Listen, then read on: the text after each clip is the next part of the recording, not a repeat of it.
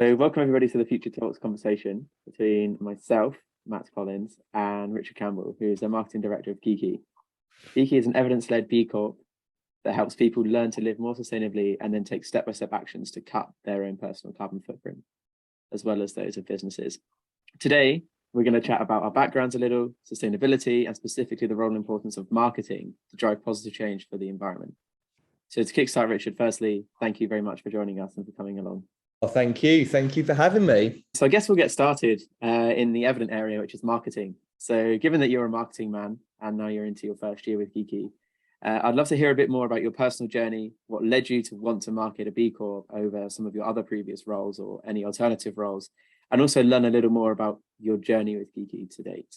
Yeah, sure. So I started my career not really knowing what marketing was or is or what it did. And I finished my university degree back in 2006, and it was a creative writing course. And I was looking through the back of the local paper for a job, and it was come and write our company newsletter, which turned out to be a CCTV organization. So that was a marketing role. So that was my first ever role out of uni. And ever since then, I've worked in marketing. And I quickly discovered that I found it quite hard to align my my politics, my beliefs, belief system with marketing and driving consumption. So very early on, I've always sought roles that, not to sound too sort of high and mighty, but benefited people and society rather than sold fizzy sweets to kids. So my sort of real career started working in the education space, working for universities and colleges and helping them with student recruitment and student marketing.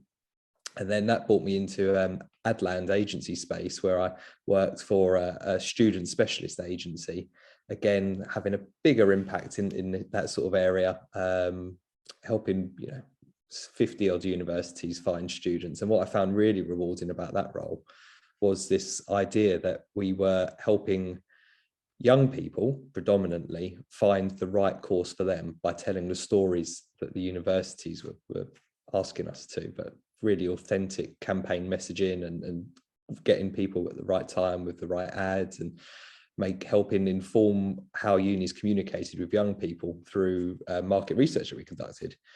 So I worked there for 5 or 6 years, and then like almost everybody, again, my belief system was rocked by the pandemic, and my employer was brilliant. They were fantastic. They couldn't have been more supportive.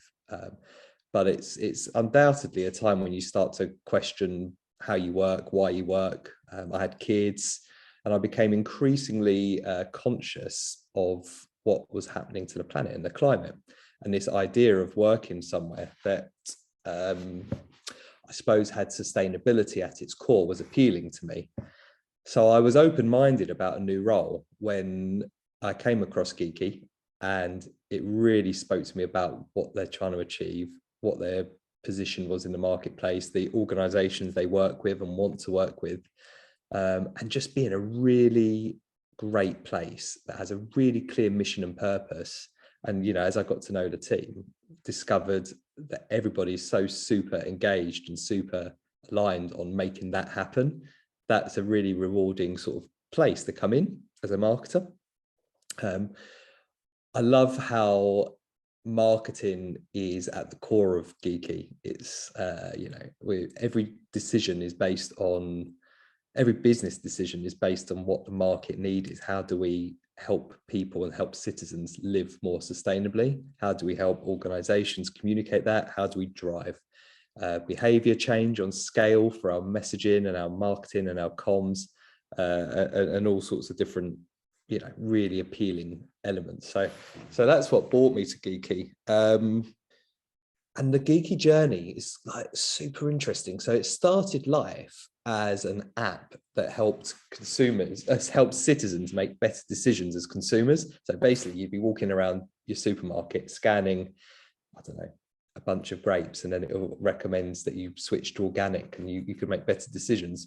But it wasn't driving behavior change on scale that was needed. So with that kind of same purpose and same sort of drive, the organization pivoted about 18 months ago to launch Giki Zero, which is the sort of really popular app at the moment that helps people live more sustainably. So it's a scientifically based carbon lifestyle calculator where you get your Giki score, which takes into account your carbon footprint, water usage, land usage, different ways that you live sustainably, and gives you a score as well as a carbon footprint, and then a roadmap for how you can take small steps to get there quicker, get to that 2.5 ton target quicker, so that we can limit the rise of temperatures. And off the back of that, we wanted to reach more citizens. We wanted to drive engagement and make those behavior changes happen quicker. So we launched Giki Zero Pro, which is where we work with organizations on scale, support them as a sustainability employee engagement program, and work with those organizations to, again, help connect their people with their overarching sustainability goals in their organization, but also bring in sustainability thinking into everything they do, which makes for better business decisions, or it makes for more innovative thinking, innovative product design, and you know, just better business for people and planet. So that's a little bit about the journey, and where we're at now is we're at that point where we work with huge organizations, global organizations in fintech, tech, B2C, FMCG organizations, and we're looking to scale that quicker. So we really want to work with as many organizations as possible so that we can create that impact that we want to. So yeah, that's a bit of a summing up of me and the journey of Giki. But how about yourself? You know, I have to confess, I've been doing a little bit of LinkedIn stalking and seen some sort of amazing, impressive journeys that you've been on since graduating from uni, or since you've been working in the world of work. Obviously, my journeys I don't think is as interesting as yours, but it started at university as a language student, and I just had this aim that I wanted to use my skills for good and for a mission of supporting others, supporting the world, and just making the world a better place. My aim was, what am I doing if I'm not making things better? Right. So during university, as I've always been into languages, I learned Russian. And then one of the things that you may have seen was that this year, upon the outbreak of the conflict in Ukraine, I was in Poland at the Ukrainian border, helping support refugees there. Obviously through communication, as well as through shooting a documentary to help tell their stories. So that was a really, really eye-opening experience. And then we went back and we used sort of all of the media attention to then promote more events, to then raise more funds for the people in need. So that was one of my sort of missions, I suppose, of using my skills in terms of language to help support others. And again, one of the similar things is with Product Access, which is a nonprofit that I'm working with at the moment as the Global Director of Marketing, in which I'm using my marketing skills again to have a positive impact. So that is a nonprofit which helps support underprivileged students in access to top and elite universities, so that their passion and potential can help define their career rather than anything else. And again, so this is an example that it sort of just shines through in the way that I conduct myself of trying to use all the skills that I have to help people. And again, this is similar to my role at Windō, something that I'll mention a little bit further later, but helping with all things digital marketing and campaigns and things like that. So that's been sort of upon finishing university, it's just trying to find things that line up with the values that I hold. And this is a whole part of the future talks in Gen Z and even Windō's mission in general. I'm part of that generation that wants to use our abilities and our skills to build a positive change. You said something similar to what I did, which is this idea that you want to use your skills to make the world a better place through work. And I think that's people, we're talking about your generation. I still stumble over the idea that we're a different generation, by the way. I appreciate that there's an age gap, but the concept that there's a different generation, I'm struggling to say out loud, but I'll get over it by the time we finish talking. This idea that we're bringing in your skills or your professional skills to make the world a better place, I find fascinating, because it's like kind of the journey that almost everyone my age, I suppose, is either got to or is starting to think about it. And actually it leaves a bad taste in your mouth when you see your old mates from uni who are sort of jet setting around, I don't know, trying to make money from something horrendous. Whereas you guys are sort of entering the world of work with that as your main driver. Do you think that's going to totally change the workforce landscape? Certainly, I can say that especially in Bristol and in a lot of other top universities, people are starting to think more consciously about where they're working, what the values of that company is, what the mission of that company is, and whether they're actually making an important change. I notice now that students would prefer to work at companies that are doing the right thing, right? So these seems, whether they end up doing so or not is another thing, but that's always the place that they would prefer, because with all the issues going on in the world now, they would prefer to be making things better after having the conscious sort of understanding that they could be doing this, because they've seen examples of it now. People are starting to go towards that more, and this is why Windō is so important, because it helps us actually determine who is it that we need to be looking at, and who is it that we should be looking to work for if we want to make these positive changes. Because right now it's sometimes you just see news stories here and there about good things and bad things from each company, and it's hard to put that all together and measure it. So I'll get into this a little bit later, but again, that's why the appeal of Windō is so interesting to myself. So important, isn't it? I did some research recently, actually, with shout out to Student Hut and Net Native's market research agency who pulled it for me around this idea that I'll read it out because I won't be able to say it off the top of my head, but 9 in 10 students believe companies have a responsibility to change their way of work to be more sustainable. 7 in 10 are less likely to buy from a brand if they believe their commitment to sustainability isn't authentic, which I thought was really interesting. And 9 in 10 would like to see more advertising include how a product is sourced and whether it can be recycled. That's that student as a consumer, as a citizen, like buying products. It's quite staggering when you think that this is the, I suppose, key drivers of a huge body of people that are about to come into voting age or are in voting age at the next election.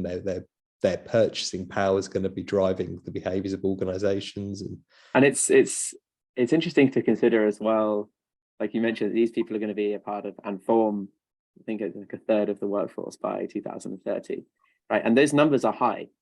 Yeah, it's not maybe like 3 out of 10 students look to say that they're how sustainable a company is sort of influences the decision. It's more towards 8 or 9 out of 10, and it's something that's going to play a huge role in the future of how companies have to really display themselves and what they actually have to do, not just displaying what they do and talking about it, but also what the actual goals are and what the companies are doing.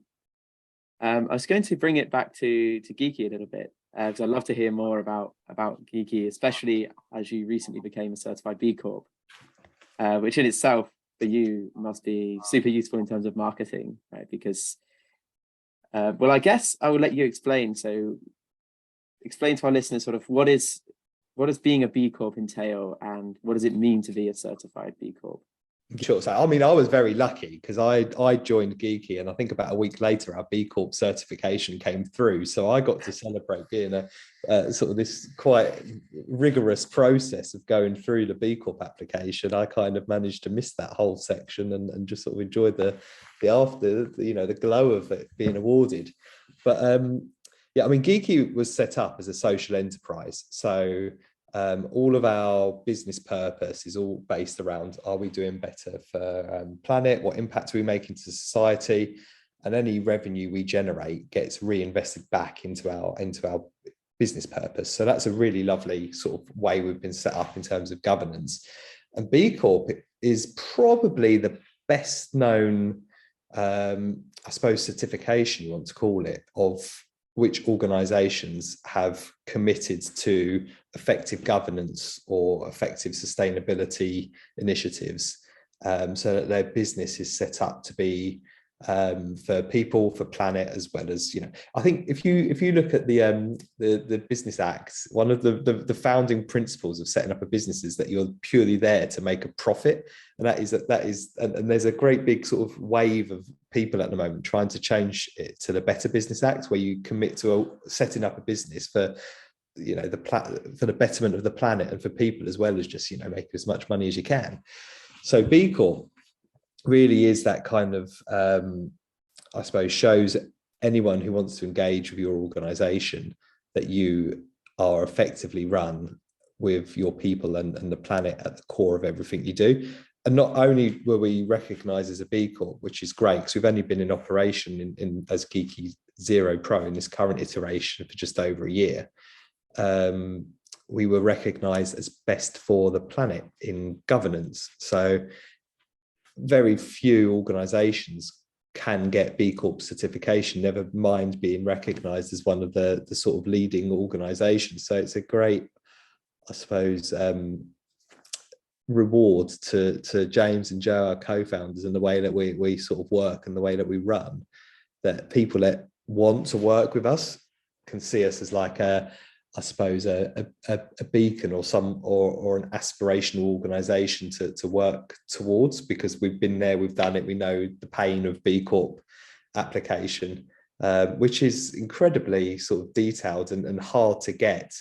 And even if you don't get B Corp certification, it's still, it's a brilliant process to go through, because you get your score and you have to keep reapplying until your score goes higher. And the worst thing that happens is that you just get better as a business during that process. So there's a huge learning curve from it. And does it open up things as a marketer? I guess it does. I mean, the B Corp Club is a really supportive place. It's you don't really have competitors in the space, because everybody is kind of very conscious of the challenge ahead. So the idea that organizations work together is quite unique, and yet B Corp kind of fosters that community, where we're all supportive of one another, we all help each other achieve our goals. It's a great network of organizations that kind of are at the same headspace and able to, I suppose, amplify the message of what we're trying to do for the world of work, but to make the planet work better within the frameworks of consumerism and whatever's going on around the world itself. It's a great network to be in. But I suppose the best thing about it is that it makes you work a certain way, in my opinion, because it's a privilege to work at a B Corp, really, and to represent that and to work in those ways, which makes it quite challenging as a marketer, because our roles, right, are to drive people to do something, usually to buy something, or to tell a story that makes them want to do something you want them to do, which is normally consume something. So that's one really sort of big challenge as a marketer, all the way through to, makes you question merchandise. We go to events. Do you even need a business card? Do you need to have a bag of merch? Do you really need a stand? All these kind of things that you might sort of fall back on quite traditionally when you go on the event circuit. Is like, do you really need to do that? To the point where I've stopped adding images to my blogs, because do we really, that kind of fraction incremental increase in carbon emitted from the energy from our website uploading an image every time a blog is looked at. I think, do we really need that? Does it really add anything that's going to make the impact of what I've published and written change, or is it just something that we've always done in marketing? So yeah, there's a huge, I suppose, it's a great way of sort of checking yourself and re-educating yourself about how to be a sustainable marketer, which I presume and assume will come wonderfully naturally to you guys, because you're inheriting this world and, hopefully going to build on these kind of sort of silly mistakes that we've all been making in marketing for the last sort of 40 years, and we're trying to reinvent what that looks like. It's interesting because I guess marketing has been one of the main tools that's driven this sort of could people. I mean, it could be said that we're in this situation because marketing, in a sense, has driven so many people to consume so much that's led us to be in this situation. So being a sustainable, looking forward into the future of being a sustainable marketer is now something extremely interesting, and we've especially got to change how we approach things, because it's not as much. I mean, it's all about telling messages, but the messages have to change. Yeah, I couldn't agree with you more. And it's probably because I'm passionate about it, because I work in marketing, but perhaps I've also been through this kind of epiphany myself, which is quite obvious once you've been through it. But yeah, this idea that marketing was born out of this idea, how do we sell more?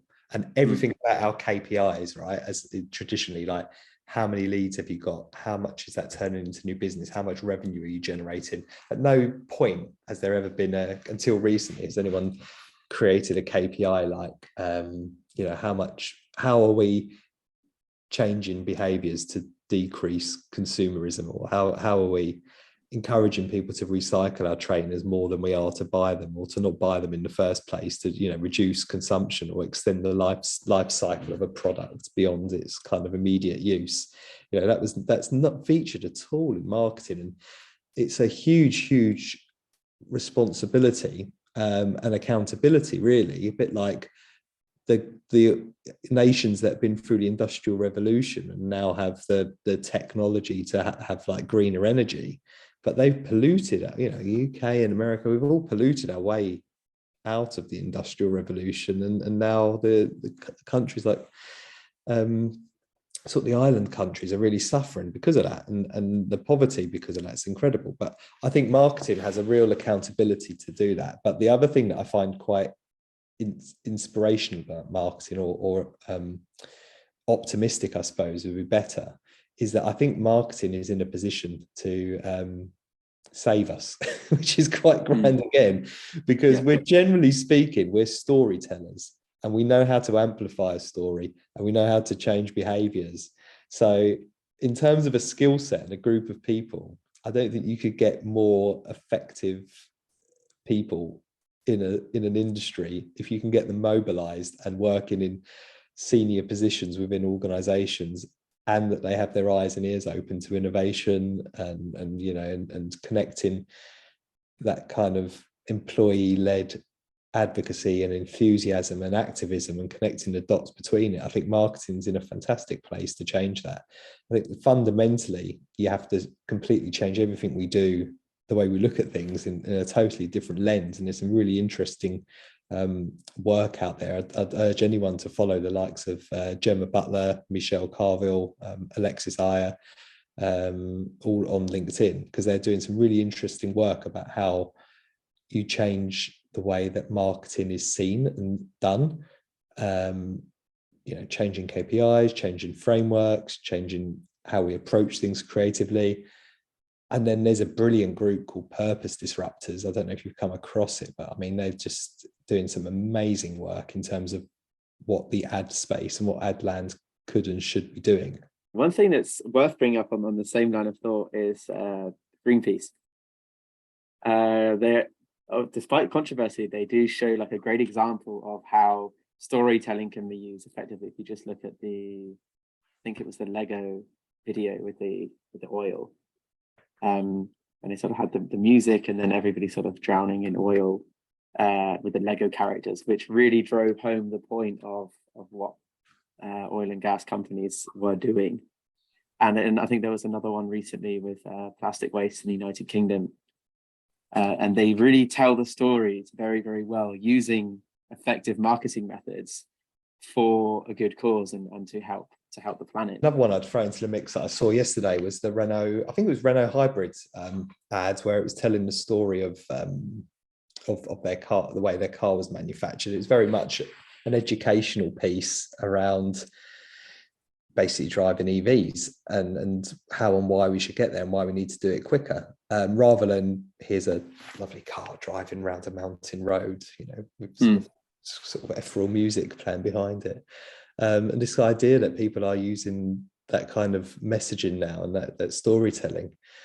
But it's a tricky line to walk, isn't it? Because going back to that point earlier about authenticity, and I'd love to talk to you about some of these kind of sponsorship arrangements that some organizations have made as well. That idea of, how is it perceived? How does it land? How brave can marketers truly be if they're working for a brand that's historically, committed all sorts of, I suppose, actions that have damaged the planet? And then how is that perceived by the people that they want to buy their products?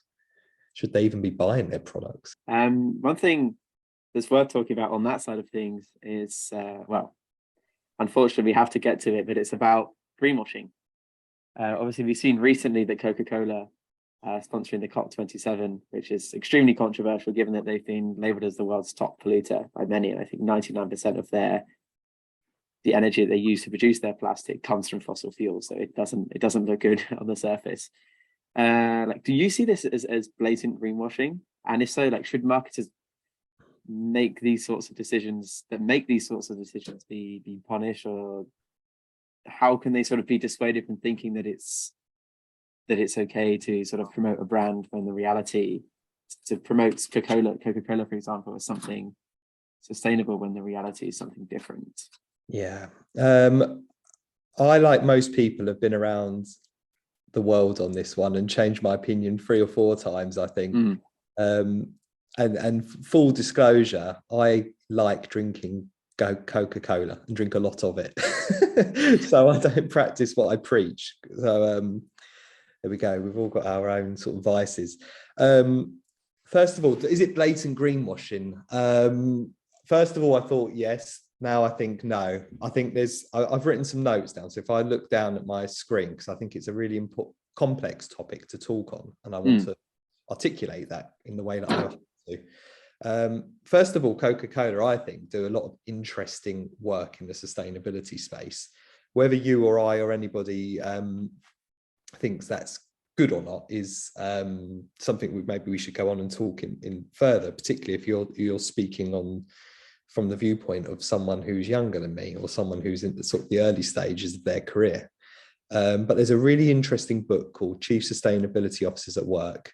And within that, there's a chapter written by their Senior Vice President and Chief Communications, Sustainability and Strategic Partnerships Officer, Beatrice Perez.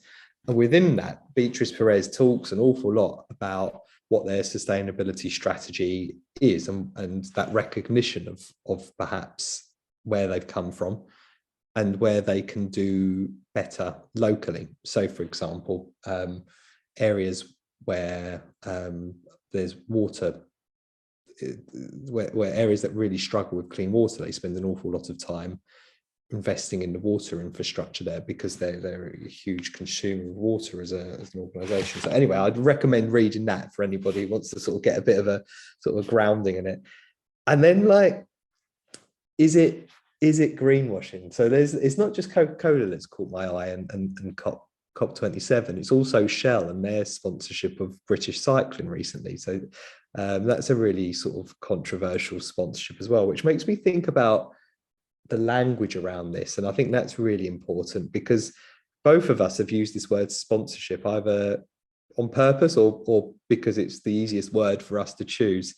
And I think with that word sponsorship, loads of assumptions can come in, that someone's given money for the association of good, or the association of what that thing means. And I think, I like to think that Coca-Cola and Shell, or anybody else who perhaps has sponsored something, doesn't necessarily want to take over the positive global associations like cycling more, or the meeting of all of our global leaders to discuss how they're going to save the planet from the likes of massive organizations that may have got us here in the first place. I think it's possibly a very heavy-handed, not particularly well thought out exchange of money for some sort of value exchange, where perhaps British Cycling or COP have called them their sponsors and put their brand over things, and it isn't a particularly good look, which has made people a bit sort of yucky about it. So it's almost like there needs to be a new model for these organizations who do want to do better, who have the financial resources to do better and can do great for the world going forward, to somehow engage with the themes in and around organizations that are already doing better, and how can they lift that up with the resources available to them. And then I thought about like our perspectives, and I was like, I wonder whether you and I sitting here in the UK, we're very sort of, sorry to assume, but we've kind of both studied in the UK. I feel like we've both grown up here. You sound like you're much more traveled than I am, but we have quite a narrow view potentially of like what is quite a complex global issue.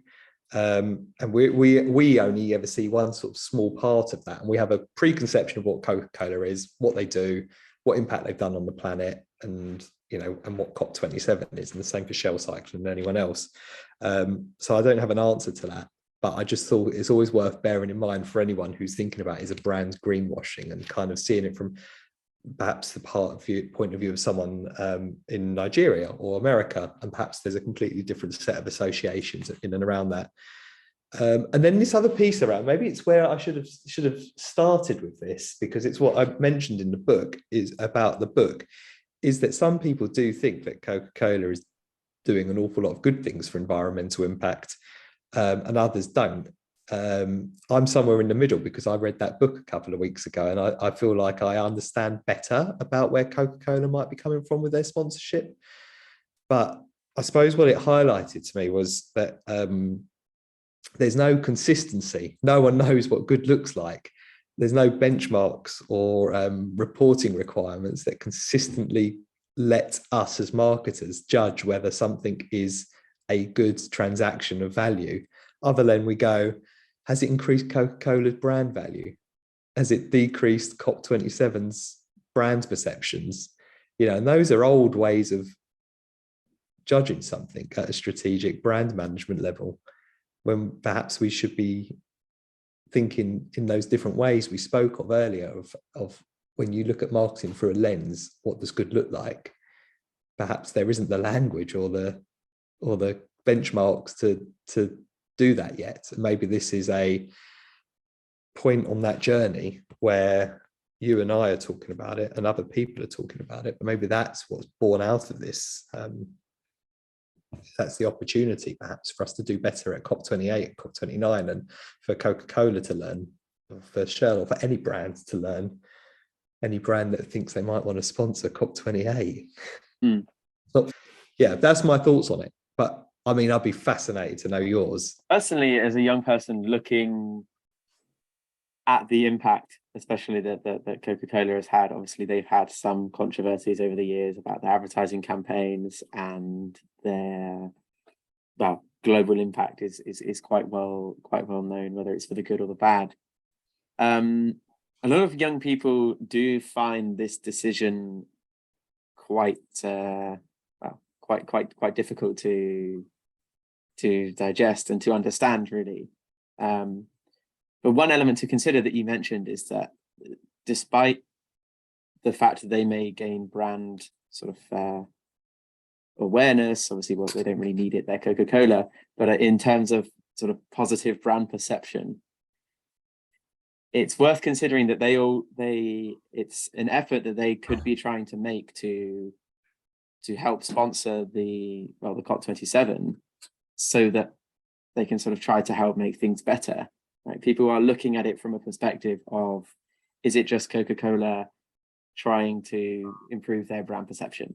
But at the same time, they could actually be trying to improve their brand perception, not in a selfish way, but actually make things better. So it's worth considering that aspect as well. But it on the surface, it really does not look good. They're almost damned if they do, damned if they don't in this. Yes. Aren't they? Because they do have this incredible sort of resource of money and people and all the other bits and pieces and infrastructure. And how does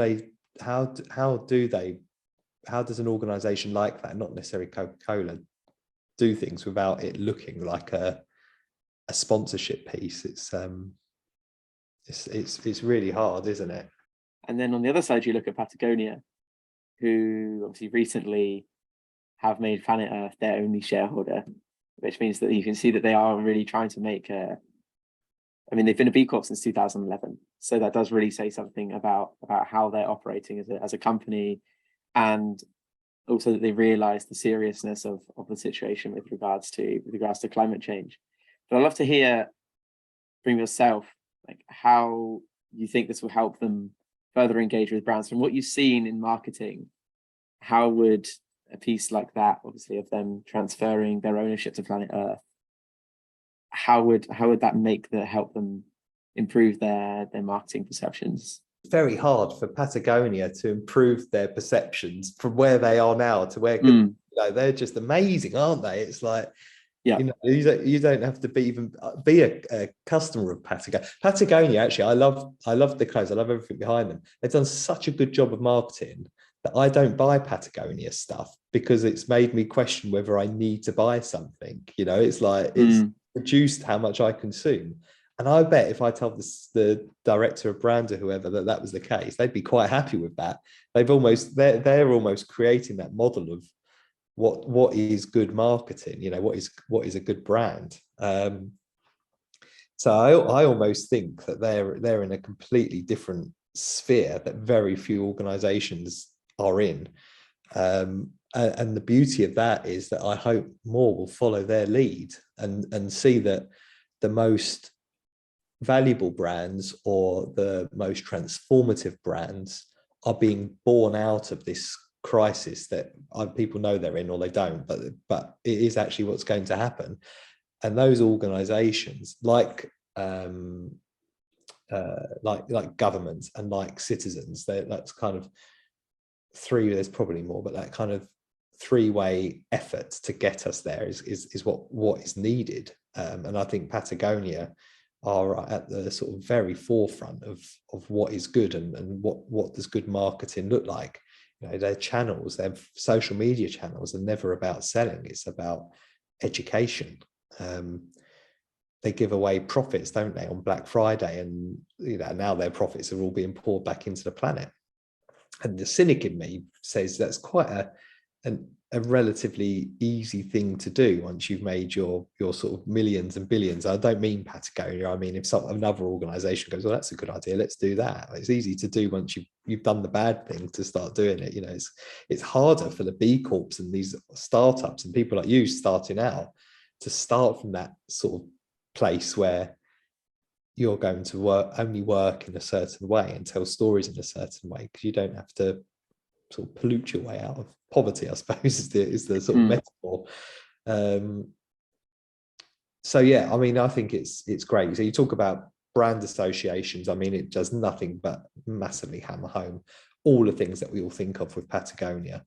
It's that moment of saliency. You know, I want to buy a t-shirt, I don't mind spending more because I know where that profit is going to go through. It's like, it's front of mind when you want to buy something. And it even, you know, we talk about in my sort of little micro economic situation of my household, and we were buying coats for the kids, and you immediately go, right, where can we get a coat? They're going to grow out of it super quick. But you don't mind spending more on a Patagonia product because you just know everything behind it, like that you can send it back to get repaired, or that it's like proper quality products, not just in terms of like how it feels, but just in terms of like the whole process of how it's got from A to B, and then it's being worn around Eastbourne on the school run. You know, it's like it's an amazing story that everybody can feel a part of. The idea of being a part of something bigger and better. So I just hope, and I'm very optimistic, that organizations will, you know, see that, even the ones that aren't set up as B Corp or are perhaps, you know, they haven't got a founder who has those founding principles immediately. It's just another great story of, or another great, I suppose, brand hero for people to have and to follow, rather than in the past, you know, who was your biggest hero? Perhaps it's who's made the most money. You know, it's now it's like who's had the biggest impact on positive impact, and what legacy am I going to leave behind as an organization, as a marketer, as a brand? And I think, again, it will change quickly, because we don't even plan at Giki beyond sort of 6 months in terms of our campaigns, because the planet changes so quickly, and the needs of people and the needs of our clients change so quickly. So, you know, I can only imagine what 5 years from now. All right, right now, Australia's been on fire. We've got war in Europe. We've got pandemics that have shut down the entire planet. And ultimately, that's been driven by what's going on with our climate, because it's reducing resources, it's pushing humans into, you know, different areas and interacting with animals in a way they shouldn't, and all these kind of issues, you know, energy crisis, fighting over resources. It's only going to increase even if we do hit all of these targets, and the world's going to be very, very different in sort of 5 to 10 years again. And it's like, which do you want to be on the side of goods? You know, it's like, which brands are going to survive this? Because it's not going to be the ones that are selling 99p hamburgers or syrup drinks, you know, in plastic, without having tackled these issues front on and been seen to do it. So even cynically, the brands will change their behaviors, I suspect. Which leads me to a question I had for you, which is quite a nice way of talking about this, like, authenticity of brands, and how important is it to you as a consumer, I suppose, and I suppose following on from that, the importance of Windō and how that's helping people make better choices. So it's a really interesting one. When I first came across the idea of Windō, I thought that it was extremely interesting, just because I'd not seen anything that really helped me to gauge, as we mentioned earlier, about how well brands are actually doing. Like we said, you see news and you see the things about Patagonia, but there's a lot of information available about that company, but not a lot available about other companies, especially with regards to sustainability and well-being and diversity, equality and inclusion, and their efforts that they're making towards making the planet a better place.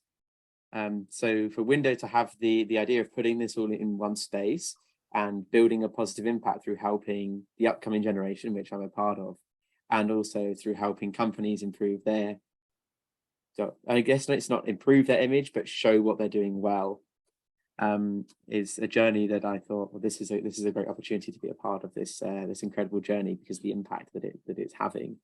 And for me as a marketer, it's important to see sort of what companies are doing to help the planet, and, like you mentioned, change the way that we view our traditional methods in a way that we should be driving results that make the world better, rather than just make our pockets better in some senses. And especially considering now that sustainability has become extremely popular over the last decade, over the last 5 years, particularly after Extinction Rebellion in the UK, it's really driven home the importance of the issue. And then from a consumer perspective, again, it's different, because we are all professionals, and then we're also consumers.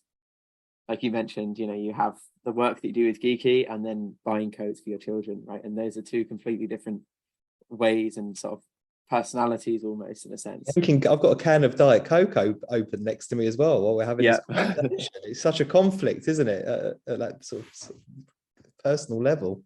It's finding that way to make the world a better place as a consumer. And because I was drawn to it, because the world's an incredible place as it is, and we want to keep it that way for the next generation. We want them to inherit a better world rather than a worse one.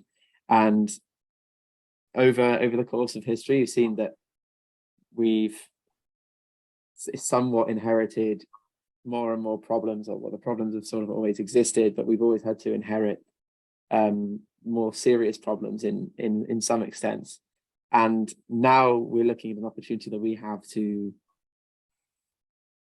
make sure that our children and the future generations inherit something that we haven't just sort of messed it up and said, okay, you deal with the mess, right? And for me, that's why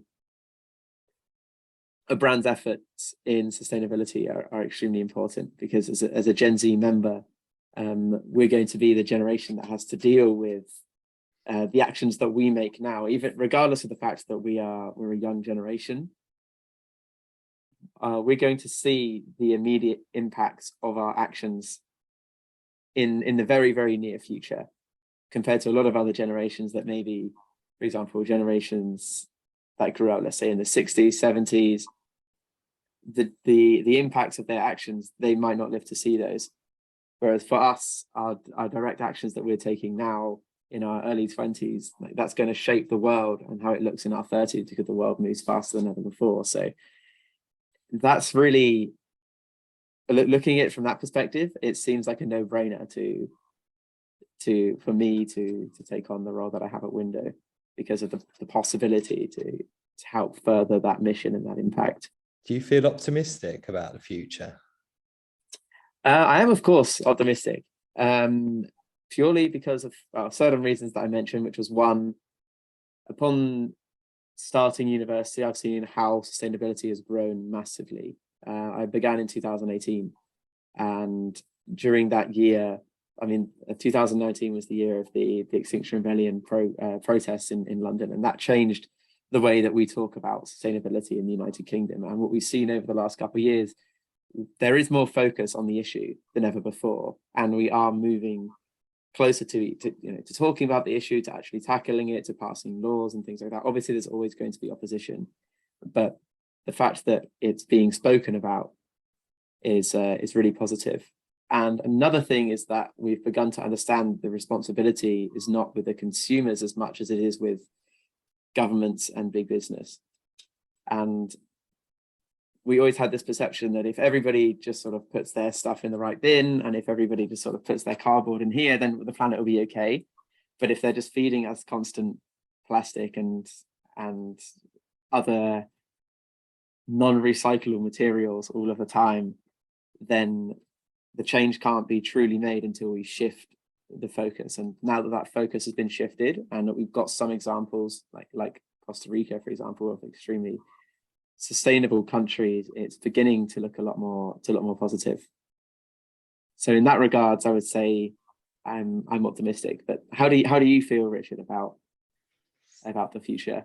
Yeah, you have to be optimistic, right? Especially if you work in sustainability or you're passionate about it, because if you didn't, my goodness me, you'd be living in a very depressed state, wouldn't you? But I am optimistic for a lot of reasons, really. But I'm not naive to the challenge ahead.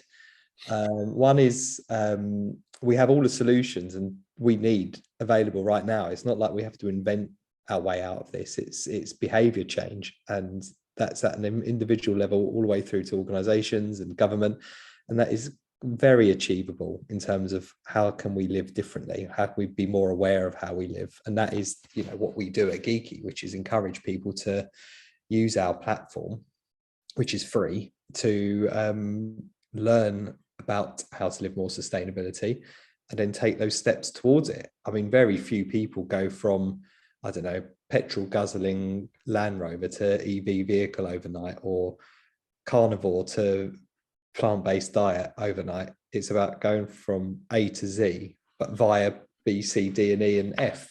Trying to eat maybe meat once a day rather than with every meal, or throwing a plant-based diet party for your friends and having those conversation points, just becoming more aware of it. So I'm optimistic in that regards. And secondly is, which is why it's such a wonderful opportunity to speak with you and to be on this talk, is that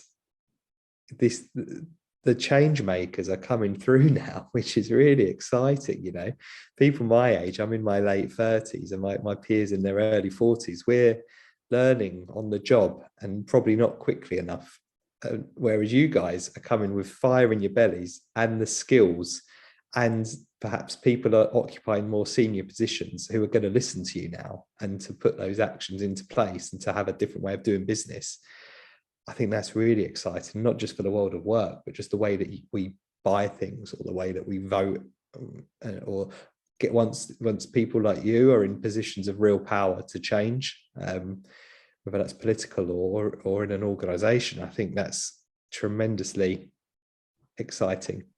And, you know, it's the challenge ahead is massive and we're not getting there quick enough. And every day that passes, that window narrows, and it's heartbreaking once you start to realize what that actually means in terms of what we're going to lose and what my kids are going to lose. And they are. It's not a reversible thing for a lot of these things that they're going to lose, which is really heartbreaking.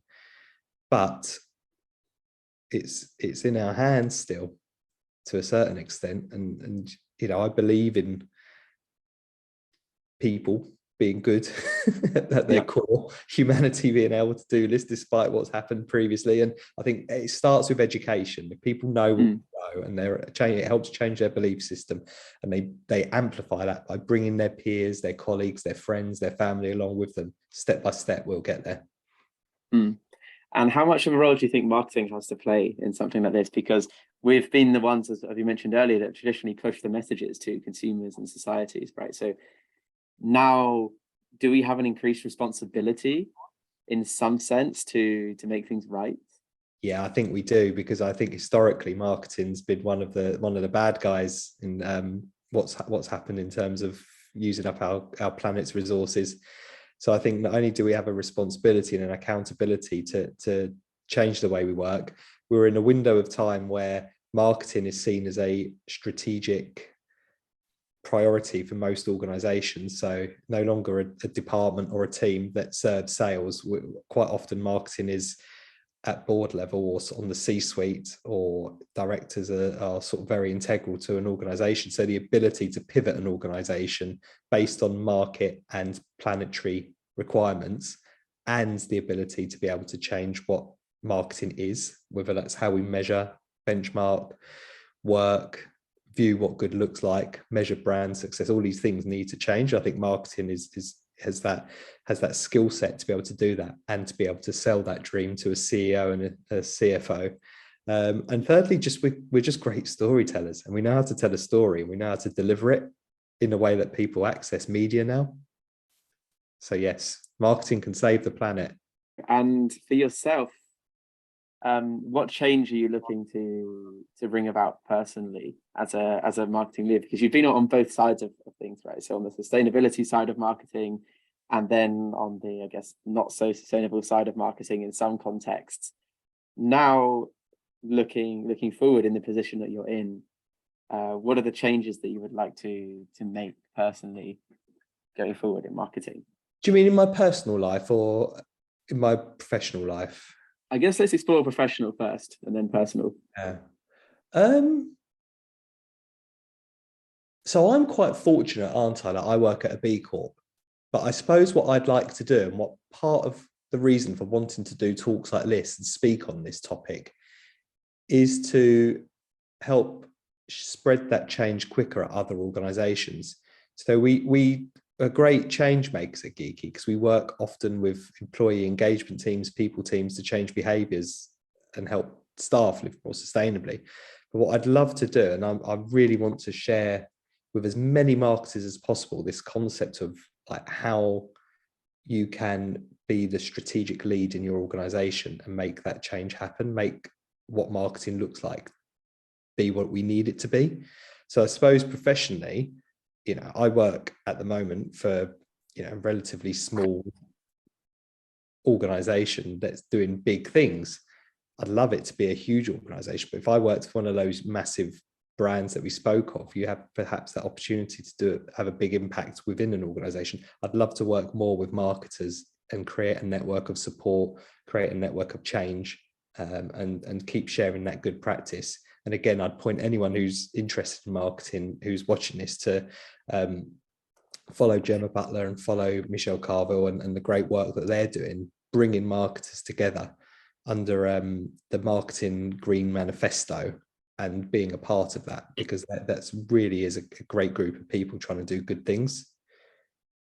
So that's professionally. Personally, I've got so much work to do. Can you imagine working at somewhere like Giki, where everybody's super on it in terms of sustainable living? Almost some of them are living nearly off grid. I've got loads of things. I've got to stop drinking Coca-Cola so much. There's a start.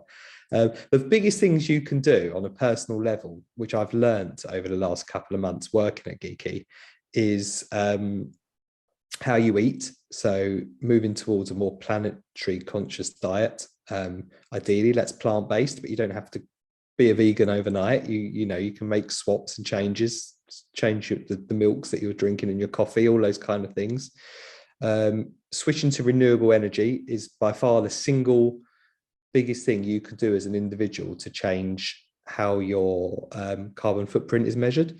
And if you make that switch to a renewable tariff, you're reducing your carbon footprint from energy by 90%, just that one change.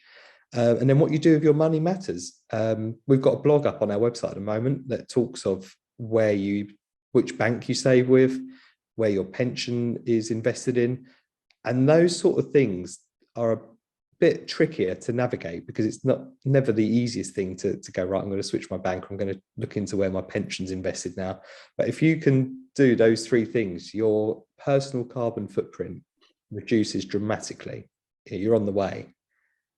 And then you'll be sold on the idea of getting an EV whenever you need to buy a new car or getting a heat pump. Oh, sounds good. And also I'm excited to see where the journey takes you further. Great. If anyone's on LinkedIn, do find me and follow me because I'd love to talk to anybody about it. And yeah, as I said earlier, expand my network of people, no matter where you're at on the journey, or if you're interested in what we're doing and what I'm doing, please do find me on LinkedIn. I'd love to connect with as many people as possible. I guess, are there any other questions that you have? Matt, I could speak to you all day long. I'd like to quiz you all day, but no, I think we've probably had a chat for an hour and people might not follow us into the second hour, but it's been really good. I've really enjoyed speaking with you and learning about your views on things. I really have taken a lot out of this conversation, and it's going to change the way I approach things. So thank you so much for your time. Thank you. Definitely. I would definitely say the same. So yeah, thank you very much for your time as well. Great. Good luck with everything. Thank you. You too.